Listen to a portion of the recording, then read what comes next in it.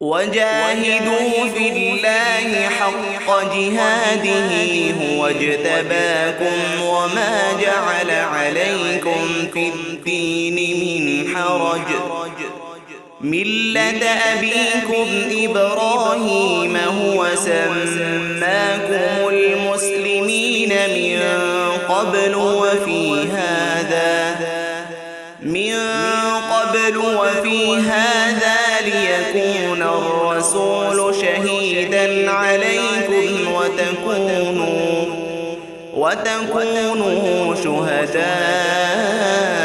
على الناس